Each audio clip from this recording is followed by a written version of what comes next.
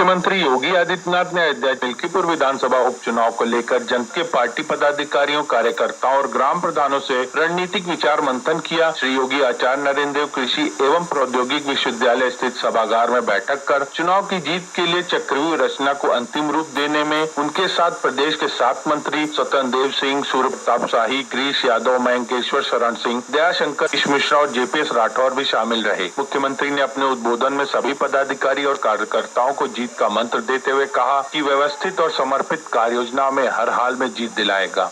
ज्ञानवापी प्रकरण में कल वाराणसी के जिला जज की अदालत में प्रकरण से जुड़े सभी मामलों को एक ही अदालत में शामिल किए जाने को लेकर सुनवाई हुई। अदालत ने इसके लिए अगली तारीख 18 जनवरी तय की है।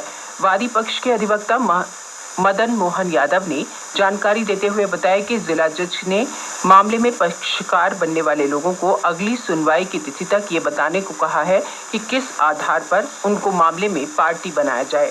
प्रदेश के पुलिस महानिदेशक प्रशांत कुमार महाकुंभ की तैयारियों का जायजा लेने के लिए कल प्रयागराज पहुंचे। महाकुंभ 2025 की तैयारियों पर प्रदेश के डीजीपी प्रशांत कुमार ने कहा कि महाकुंभ को लेकर पूरी सुरक्षा व्यवस्था की गई है। सभी विभागों के समन्वय से कार्य चल रहा है। महाकुंभ में श्रद्धालुओं की सुरक्षा के लिए गंगा और यमुना नदियों में बड़ी संख्या में जल पुलिस के जवानों को तैनात किया गया है। इन जवानों को अत्याधुनिक उपकरणों से भी लैस किया गया है। अंडर वाटर ड्रोन और सोनार सिस्टम जैसे उपकरणों के माध्यम से जल पुलिस संगम के चप्पे चप्पे की निगरानी कर रही है। पर्यटन मंत्री ने प्रयागराज में आयोजित होने वाले महाकुंभ की चर्चा करते हुए कहा कि वहां श्रद्धालुओं की सुविधा के लिए सरकार हर प्रकार की व्यवस्था कर रही है। प्रदेश के सभी जिलों में कोहरे के बीच कड़ाके की ठंड पड़ने के चलते लोगों का जनजीवन प्रभावित हो गया है। इसका असर रेल और हवाई यातायात पर भी पड़ा है। लखनऊ से चौधरी चरण सिंह अंतर्राष्ट्रीय हवाई अड्डे से उड़ान भरने वाली कई उड़ानें कल देर से उड़ी।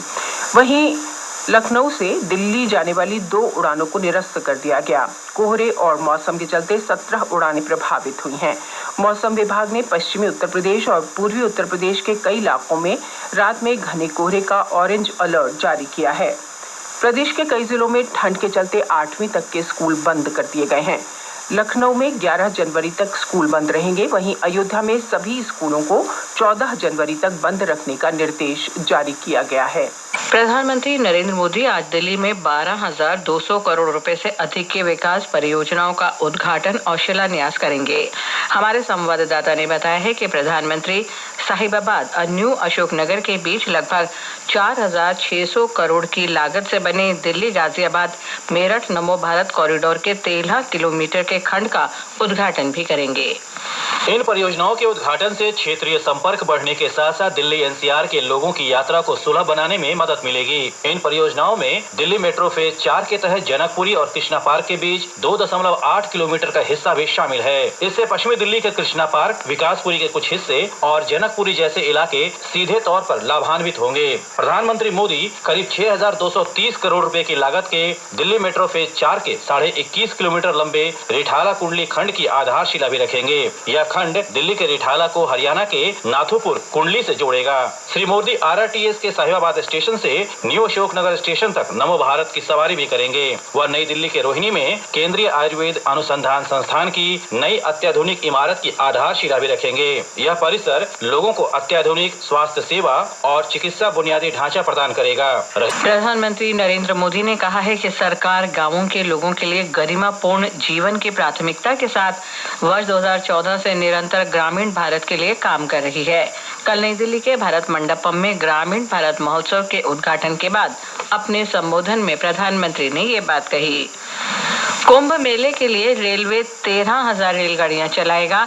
इनमें 3,000 विशेष रेलगाड़ियां होंगी। ये रेलगाड़ियां महाकुंभ के दौरान 50 से अधिक दिनों तक चलेंगी। इनमें मेले के बाद के 2-3 दिन भी शामिल हैं। महाकुंभ में लगभग 40 करोड़ लोगों के आने की संभावना है।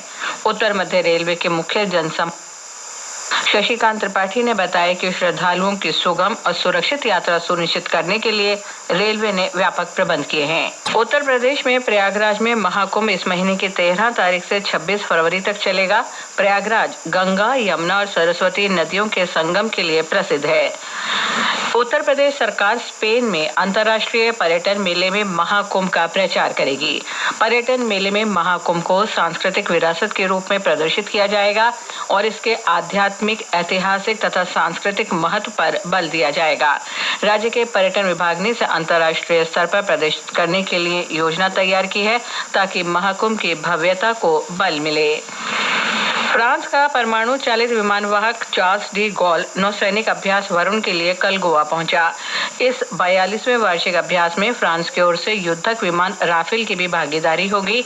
पश्चिमी कमान के अनुसार इस अभ्यास से दोनों देशों की सेना के बीच मिलकर काम करने की समझ मजबूत होगी। फ्रांस वर्ष 2008 से ही हिंद प्रशांत नौसैनिक सिंपोजियम का सदस्य है। इस संगठन की पहल भारत ने ही की थी और इसमें 25 देशों की नौसेना शामिल है। इसका उद्देश्य तस्करी, अवैध रूप से मछली पकड़ने, समुद्र में तलाशी और बचाव अभियान तथा प्रदूषण से निपटने के लिए मिलकर काम करना है। अमेरिका के राष्ट्रीय सुरक्षा सलाहकार जेक सुलिवन 2 दिन की भारत यात्रा पर आज नई दिल्ली आ रहे हैं। इस दौरान वे भारत के राष्ट्रीय सुरक्षा सलाहकार अजीत डोभाल और विदेश मंत्री सुब्रमण्यम जयशंकर से मुलाकात करेंगे।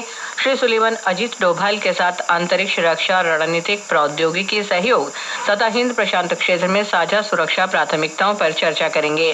श्री सुलिवन भारतीय प्रौद्योगिकी संस्थान IIT दिल्ली में उद्यमियों से मिलेंगे और नवाचार तथा उभरती प्रौद्योगिकी के बारे में सहयोग मजबूत करने पर चर्चा करेंगे। केंद्रीय मंत्री प्रहलाद जोशी ने कल मध्य प्रदेश के खंडवा जिले में ओंकारेश्वर फ्लोटिंग सौर ऊर्जा परियोजना का निरीक्षण किया। ये मध्य प्रदेश की पहली और देश की सबसे बड़ी सौर परियोजनाओं में से एक है।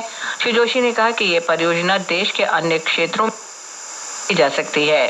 श्री जोशी ने बताया कि भारत सरकार का लक्ष्य वर्ष 2030 तक 500 गीगावाट और 2047 तक 1800 गीगावाट बिजली पैदा करने का है। तेलंगाना सरकार रायतु भरोसा योजना के अंतर्गत किसानों को प्रतिवर्ष प्रति एकड़ 10,000 रुपए की जगह 12,000 रुपए की सहायता देगी। मुख्यमंत्री रेवंत रेड्डी ने इंदिरम्मा आत्मीय भरोसा योजना के अंतर्गत भूमिहीन किसान परिवारों को भी प्रतिवर्ष 12,000 रुपए देने की घोषणा की है। श्री रेवंत रेड्डी ने कहा कि सभी पात्र लोगों को राशन कार्ड उपलब्ध कराए जाएंगे। राज्य सरकार की तीनों योजनाएं इस वर्ष 26 जनवरी से लागू हो रही हैं। पाकिस्तान में बलूचिस्तान प्रांत के तुर्बत इलाके में आत्मघाती बम विस्फोट में कम से कम 8 सुरक्षाकर्मी मारे गए और 40 से अधिक घायल हो गए। अलगाववादी समूह बलूच लिबरेशन आर्मी ने हमले की जिम्मेदारी ली है। घायलों में अधिकांश की हालत गंभीर है। BLA ने एक बयान में कहा कि बलूच लिबरेशन आर्मी की मजीद ब्रिगेड फिदाइन इकाई ने तुर्बत में पाकिस्तानी सेना के काफिले पर फिदाइन हमला किया, जिसमें कई सैन्यकर्मी मारे गए। Border Gavaskar cricket test match trophy के 5वें अंतिम मैच में भारत ने ऑस्ट्रेलिया को 162 रन का लक्ष्य दिया है। आज सिडनी में मैच के तीसरे दिन ताजा समाचार मिलने तक मेजबान टीम ने दूसरी पारी में 4 विकेट पर 104 रन बना लिए हैं। मौसम विभाग ने जम्मू कश्मीर, लद्दाख और हिमाचल प्रदेश में आज हल्की वर्षा और बर्फबारी का अनुमान व्यक्त किया है।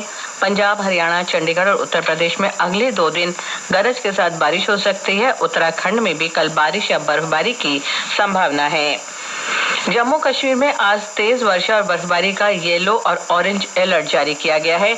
कश्मीर घाटी में कई स्थानों पर तापमान 0 से नीचे दर्ज किया गया।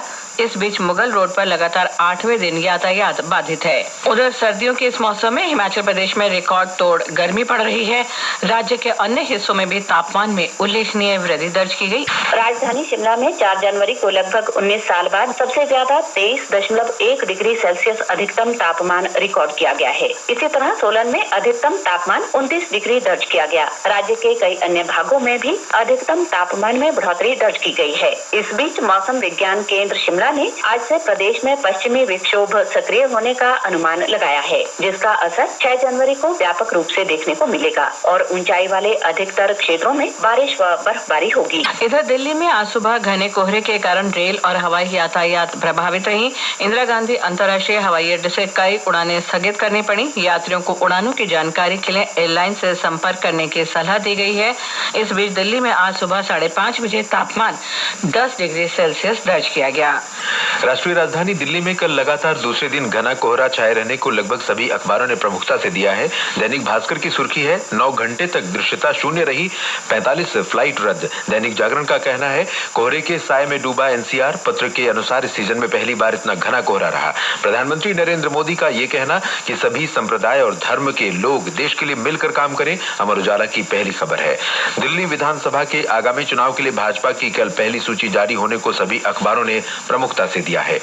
जाने माने वैज्ञानिक राजगोपाल चिदंबरम के निधन पर हिंदुस्तान की सुर्खी है उन्होंने 2 परमाणु परीक्षणों में निभाई अहम भूमिका। पत्र आगे लिखता है missile man APJ Abdul Kalam के साथ ऑपरेशन शक्ति को दिया था अंजाम। एनडीएमसी द्वारा परीक्षा के तनाव से निपटने के लिए दिल्ली में आर्थॉन के आयोजन को नवभारत टाइम्स ने सचित्र देते हुए लिखा है प्रधानमंत्री के भाषणों की किताब एग्जाम वॉरियर के विभिन्न मंत्रों की थीम पर आधारित कला महोत्सव का आयोजन किया गया। इसरो को अंतरिक्ष में फसल उगाने में मिली सफलता, हरी भूमि की ये खबर ध्यान खींचती है। पत्र कहता है कि अंतरिक्ष में भेजा गया लोबिया 4 दिन में अंकुरित हुआ। दैनिक जागरण ने इसे बॉक्स में देते हुए लिखा है भारत ने पहली बार अंतरिक्ष में जीवन को अंकुरित करने में सफलता हासिल की। सोशल मीडिया कंपनी ही अभिभावकों से लेंगी बच्चों के अकाउंट की मंजूरी। दैनिक भास्कर की खबर है। पत्र ने लिखा है कि सरकार ने डेटा संरक्षण एक्ट का मसौदा जारी किया है जिसके अनुसार 18 साल से कम के यूजर्स को इन प्लेटफॉर्म पर बने रहने के लिए माता पिता की अनुमति लेना अनिवार्य होगा। प्रयागराज में 13 जनवरी से शुरू हो रहे महाकुंभ पर दैनिक भास्कर का विशेष आलेख है ये देवों का अमृत कुंभ जागृत करने का महापर्व है। पत्र कहता है कुंभ के दौरान गंगा यमुना और अदृश्य सरस्वती की त्रिवेणी की छटा अद्वितीय होती है।